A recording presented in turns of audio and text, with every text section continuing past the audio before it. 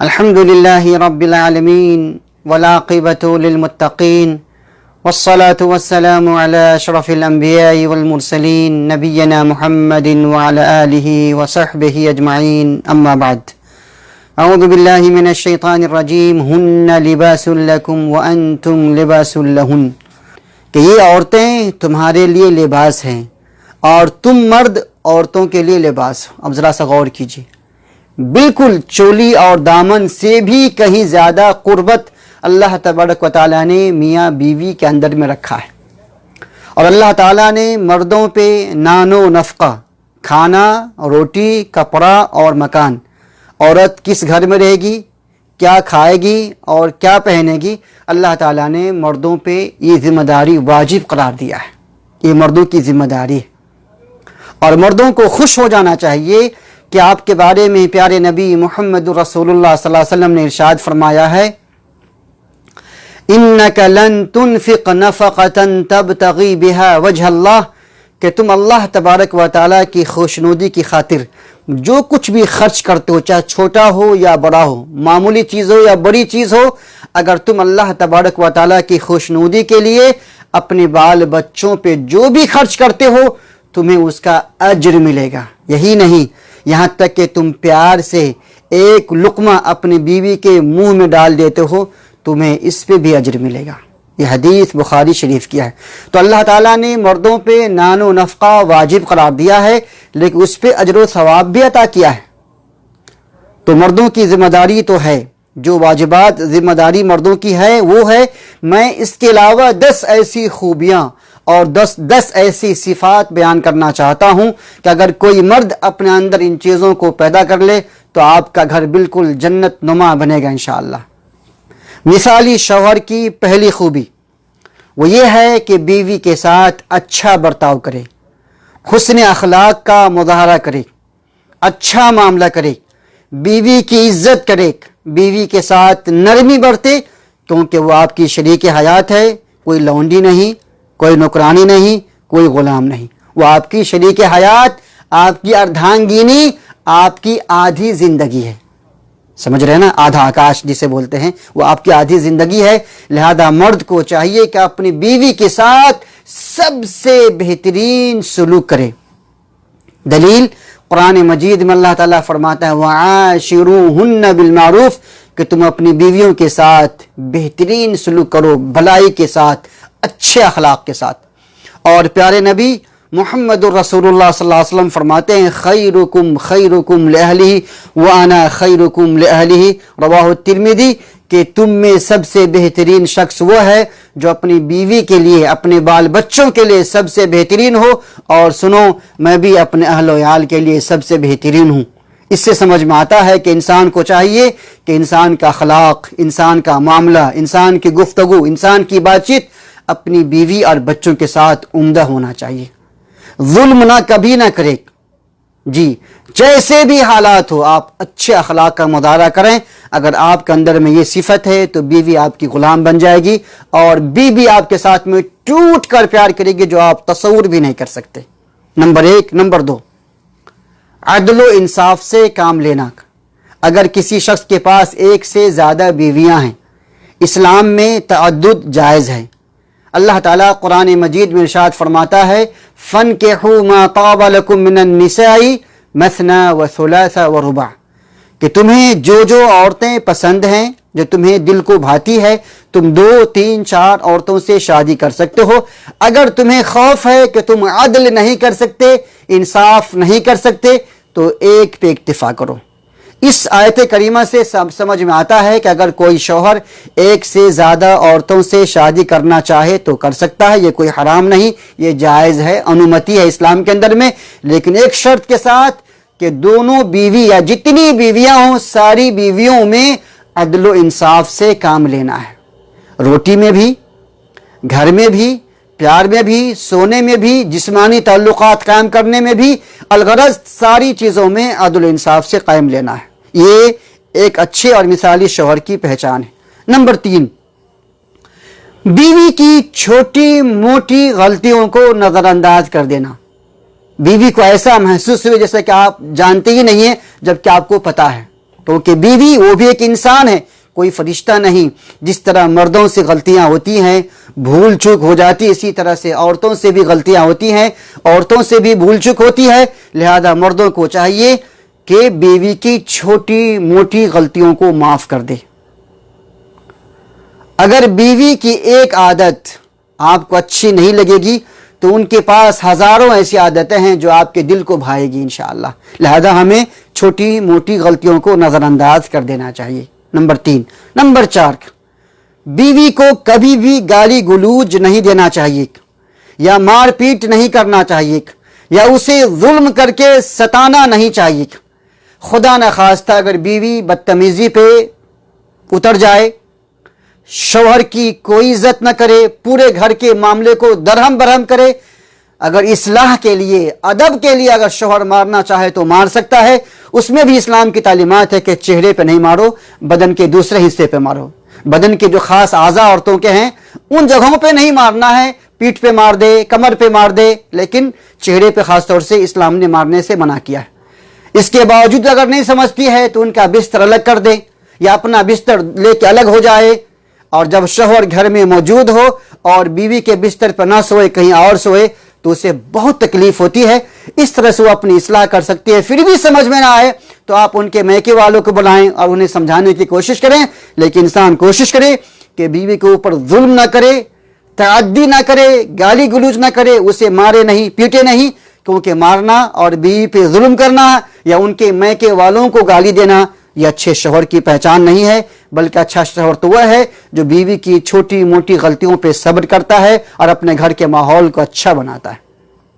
Number 5، بیوی کے ساتھ اٹھنا، بیٹھنا، ہنسی مذاق کرنا، ان کی باتیں سننا، کچھ کھانا پینا، یہ ساری چیزیں ایک اچھے شوہر کی پہچان ہے۔ آپ کو ایک ٹپس میں دینا چاہتا ہوں، اگر آپ نئے نویلے ہیں یا مطلب ابھی آپ کی شادی ابھی نئی ہوئی ہے تو ایسے شوہروں کو میں ٹپس دینا چاہتا ہوں کہ آپ آپس میں بات چیت کریں، ہنسی مذاق کریں، پیار و محبت کی باتیں کریں، کبھی باہر نکل جائیں، کبھی گھر میں کھانا کھائیں، ساتھ میں کھانا کھائیں۔ یہ سب کیا؟ یہ سب محبت کی پہچان ہے۔ جیسے کبھی آپ ان سے کہیں کہ ایک گلاس پانی لے کے آنا یا ایک پیالے میں جوس لے کے آنا، جب وہ لے کے آ جائے تو آپ کو پیش کر لیجئے، پانی پیجئے، تو آپ کہیں پہلے تم پیو، کہا کہ نہیں پہلے آپ، نہیں پہلے تم پیو۔ جب وہ پانی پیے تو غور کریں کہ ان کا ہونٹ کہاں لگ رہا ہے، اور پیالے میں جس جگہ سے بیوی کے ہونٹ نے ٹچ کیا ہے آپ پیالے میں اسی جگہ پہ اپنے ہونٹ کو ٹچ کیجئے اور آپ پانی پیجئے، اور بیوی کے چہرے پہ دیکھیے کتنی خوشی ہے۔ یہ ٹپس ہے، یہ ٹپس ہے دوستو، اور یہ میرا ٹپس نہیں، یہ پیارے نبی محمد الرسول اللہ صلی اللہ علیہ وسلم کا طریقہ ہے۔ ام المومنین صدیقہ کائنات عائشہ رضی اللہ تعالیٰ عنہ بیان فرماتی ہیں کہ نبی صلی اللہ علیہ وسلم مجھے پانی کا پیالہ لانے بولتے اور کہتے پہلے تم پیو، اور میں جہاں سے پیتی تھی نبی صلی اللہ علیہ وسلم بھی اپنا ہونٹ وہیں پہ ٹچ کر کے پیتے تھے۔ اسے کیوں؟ اس سے پیار بڑھتا ہے، اس سے محبت بڑھتی ہے، بیوی کی نظر میں آپ کی عظمت بڑھ جاتی ہے، اور بیوی سمجھتی ہے کہ شوہر میرا احترام کرتا ہے، شوہر میری عزت کرتا ہے۔ یہی نہیں، دوسری حدیث میں آتا ہے نبی صلی اللہ علیہ وسلم فرماتے ہیں کہ نبی صلی اللہ علیہ وسلم مسواک کہتے تھے حضرت عائشہ کو اسے ذرا سا نرم کرو، اسے چباؤ، اور جب وہ چباتی تھی تو ان کے تھوک لگے ہوئے مسواک کو نبی صلی اللہ علیہ وسلم اپنے منہ میں مسواک کرتے تھے۔ ذرا سوچئے، نبی کا عمل ہے۔ آج ہم لوگ کیا سمجھتے ہیں، ارے بیوی کا جھوٹا کہ مرد کھائے گا، بیوی کا جھوٹا کبھی جھوٹا نہیں ہوتا دوستو۔ ویسے تو مسلمان کا جھوٹا پاک ہے، کوئی حرج کی بات نہیں، بلکہ میں تو کہوں گا اگر آپ شادی شدہ ہیں تو میاں بیوی آپ پورے اجتماعی طور سے گروپ میں کھانا مت کھاؤ، اپنے گھر میں اکیلے کھانا کھاؤ، ایک ہی برتن میں کھاؤ۔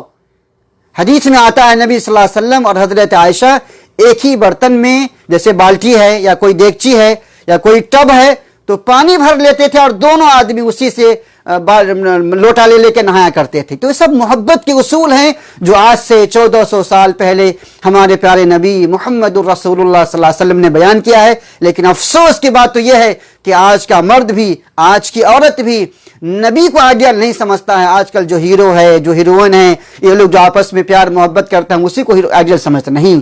اللہ تعالیٰ کے نبی صلی اللہ علیہ وسلم نے زندگی کے ہر شعبے کے اندر، خواہ میاں بیوی کا معاملہ ہو، باپ بیٹی کا معاملہ ہو، بیٹے اور ماں کا معاملہ ہو، ساری چیزوں میں ایسی رہنمائی فرما دی ہے جو قیامت تک کے لیے سب کے لیے کافی ہے۔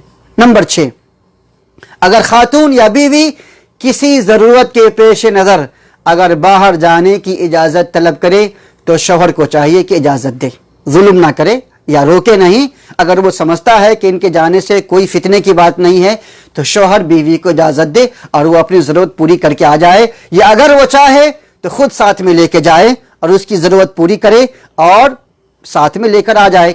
ज़रा सोचिए, अगर आपके पास में गाड़ी है, आप गाड़ी ड्राइव करें, आप ड्राइविंग की सीट पर हैं, बीवी आपके बगल में बैठी है, कितनी खुशी महसूस करेगी वो एक महसूस करेगी कि एक मेरा मुहाफिज है जो मेरे बगल में है, मैं एक मालकन हूं, मैं एक रानी हूं, जो मेरा राजा मुझे लेके गाड़ी में जा रहा है। हाँ, लिहाजा हमें बीवी का एहतराम करना है और अगर किसी ज़रूरत के पेश नज़र बाहर जाना चाहती है तो इजाज़त देने में कोई हर्ज की बात नहीं है, इससे आपका मकाम और ऊंचा होगा इंशाअल्लाह। नंबर 7, बीवी के लिए खूबसूरती इख्तियार करें। जिस तरह से आप चाहते हैं कि आपकी बीवी 16 सिंगार करके, बनाव सिंगार करके, बिल्कुल चू चू होकर के आपके सामने आए, बेहतरीन कपड़ा पहन के आपके सामने आए, इसी तरह से खातून भी चाहती है कि उसका मियाँ उसके लिए बने संवरे, अच्छा कपड़ा पहने, गुस्ल कर ले, बदन से कभी कभी बदबू आती है, जिस्म में जो जायद बाल है उन बालों की सफाई कर ले, बगल की सफाई कर ले, नीचे के बाल की सफाई कर ले, दोनों करे, जिस्म में खुशबू लगाए, जब भी घर में आए तो मिसवाक कर ले, कभी कभी मुंह से बदबू आती रहती है, तो ये सब क्या है, खुशबू लगा ले, तेल लगा ले, बाल को संवार ले, अच्छा कपड़ा पहन ले। यानी इंसान जितना चाहे अपनी बीवी के लिए खूबसूरती इख्तियार करे। लेकिन आज माहौल दोनों का उल्टा है। जब बीवी अपने शौहर के पास घर में रहती है तो मुसवनी की तरह से बिल्कुल गंदी पड़ी रहती है, और जब किसी पार्टी में जाना है, किसी सहेली के पास जाना है, किसी बाजी के पास जाना है तो मुकम्मल बन ठन के उनके घर पे जाती। ये गलत है। वहां जाना है तो आप नॉर्मल लिबास में जाओ, जिस्म से बदबू ना आए, लेकिन नॉर्मल लिबास में जाओ। लेकिन जब शौहर के पास रहना है तो बिल्कुल दुल्हन की तरह, जैसे आप पहली रात की दुल्हन में कैसे सजती हैं उसी तरह से सज धज के रहो। और मर्दों को चाहिए कि जब आप दुल्हा बन के जाते हैं तो आप किस तरह से सजे धजे रहते हैं, इसी तरह से आप अपनी बीवी के लिए आप बनिए, संवरिए, और इस तरह से आप एक दोनों के अंदर में एक प्यार मोहब्बत पैदा होगी।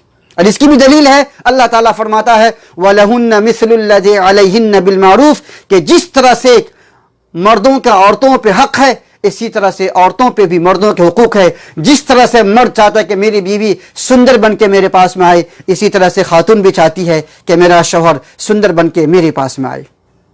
नंबर 8, बीवी के साथ हंसी मजाक करे और प्यार से उसे बुलाए। जैसे अगर बीवी का नाम आयशा है तो आप आयशू आयशू, आप उसे प्यार से बुलाए, उसे बहुत खुशी होती है। अगर बीवी का नाम फातिमा है, फातू फातू, इस तरह से कोई भी नाम है आप उसका एक छोटा सा नाम बना करके, या उस बीवी का कोई निक नाम है जो अपने मैके में लोग उसे बुलाते थे, प्यार से आप उसी नाम से बुलाइए। इससे औरतों को खुशी होती है। और प्यारे नबी मुहम्मदुर रसूलुल्लाह सल्लल्लाहु अलैहि वसल्लम हजरत आयशा को आयशो आयशो करके बुलाया करते थे। आप उनके ख्वाहिशात का एहतराम कीजिए।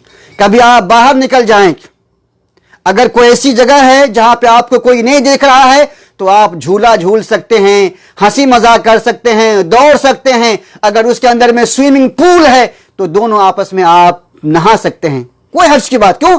कोई आपको नहीं देख रहा। लेकिन अगर आम जगह है तो फिर इन चीज़ों से आपको एहतियात करने की ज़रूरत है। और मैं एक हदीस पेश करना चाहता हूँ। एक बार का वाक़या है कि नबी करीम सल्लल्लाहु अलैहि वसल्लम जंग पे जा रहे थे और उम्मुल मोमिनीन सिद्दीक़ा कायनात आयशा रज़ियल्लाहु ताला अन्हा आपके साथ में थी, और शादी उनकी नई नई हुई थी। तो नबी सल्लल्लाहु अलैहि वसल्लम ने लोगों से कहा तुम लोग आगे बढ़ो, मैं जरा सा पीछे साथ, तुम लोग आगे बढ़ो। जब लोग बहुत दूर चले गए तो आप अपनी बीवी से कहते हजरत आयशा चलो आज हम दोनों रेस का कंपटीशन करते हैं। जरा सा सोचिए, नबी सल्लल्लाहु अलैहि वसल्लम है, आपका मकाम कितना बड़ा ऊंचा है, लेकिन आप बीवी से क्या करते हैं, दौड़ का रेस का कंपटीशन करते हैं। चलो दौड़ते हैं दोनों, देखते हैं कौन जीतता है। ये प्यार मोहब्बत की बातें हैं। हजरत आयशा फरमाती है कि मैं जीत गई और मैं बहुत खुश हुई। वो खुद फरमाती है कि चंद सालों के बाद फिर से हम नबी के साथ जिहाद पे जा रहे थे, जंग में जा रहे थे, और आपने सहाबा से कहा तुम लोग आगे बढ़ जाओ। सहाबा कराम आगे चले गए, हम दोनों पीछे रहे। तो कहा आयशा चलो आज फिर से दौड़ का कंपटीशन करते हैं। तो आज भी हम दोनों ने दौड़ का मुसाबका किया, लेकिन आज मैं हार गई और नबी सल्लल्लाहु अलैहि वसल्लम जीत गए। तो मेरा दिल बहुत छोटा हो गया। तो नबी सल्लल्लाहु अलैहि वसल्लम देखिए उस वक्त भी बीवी का कितना एहतराम करते हैं। कहते हैं आयशा दिल बर्दाश्त मत हो, दिल को छोटा मत करो, जरा सा सोचो आज से कुछ साल पहले हम दोनों ने कंपटीशन किया था, तुम जीत गई थी, मैं हार गया था। آج میں جیت گیا تم ہار گئی، حساب کتاب برابر، خوش ہو گئی۔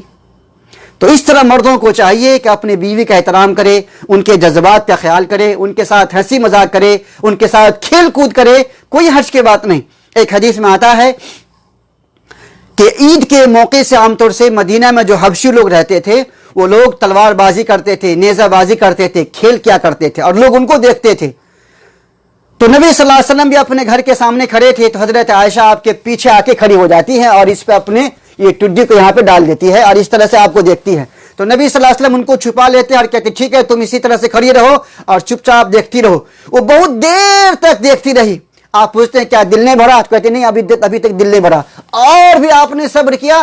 جب اس کا دل بھر گیا تو پھر وہ اپنے کمرے میں چلی گئی۔ تو دیکھیے یہ نبی صلی اللہ علیہ وسلم ہیں، اپنے بیوی کے ساتھ اتنا اچھا معاملہ کرتے ہیں، اتنے اچھے اخلاق کا مظاہرہ کرتے ہیں، پیار محبت کی باتیں کرتے ہیں، حسن معاشرت سے پیش آتے ہیں۔ لہذا ہم مردوں کو بھی چاہیے کہ ہم اپنی بیوی کے ساتھ اسی طرح سے ہم پیش آئیں۔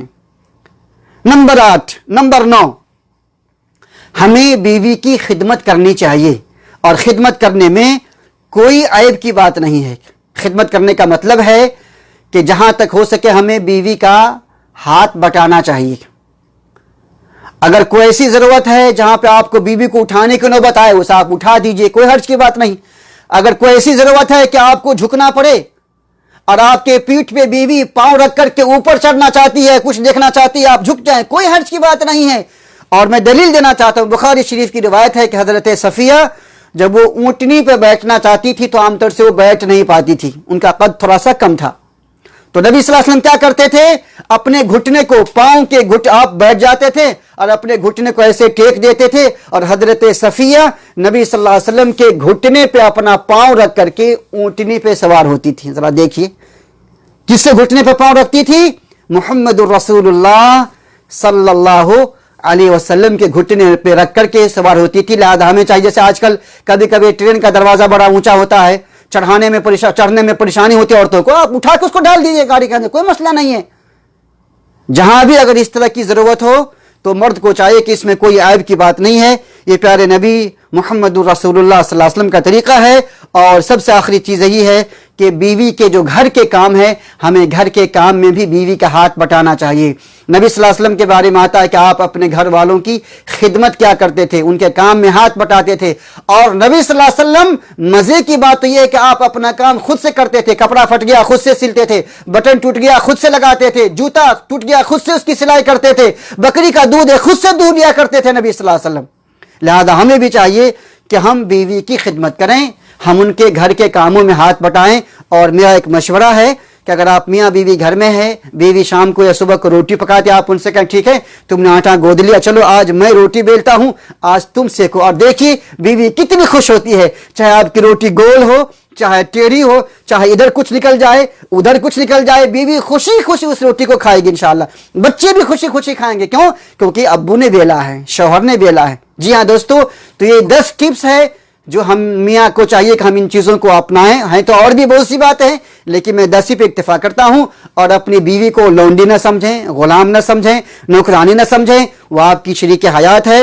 اور پیارے نبی محمد الرسول اللہ صلی اللہ علیہ وسلم نے اپنی بیویوں کے ساتھ میں کس طرح سے اچھا معاملہ کیا ہے، ہمیں بھی اسی طرح سے اچھے معاملہ کرنے کی ضرورت ہے۔ اللہ تبارک و تعالیٰ سے دعا ہے الہ العالمین تو مجھے اور آپ سب کو کہنے سننے سے کہیں زیادہ اس پہ عمل کرنے کی توفیق عطا فرمائے۔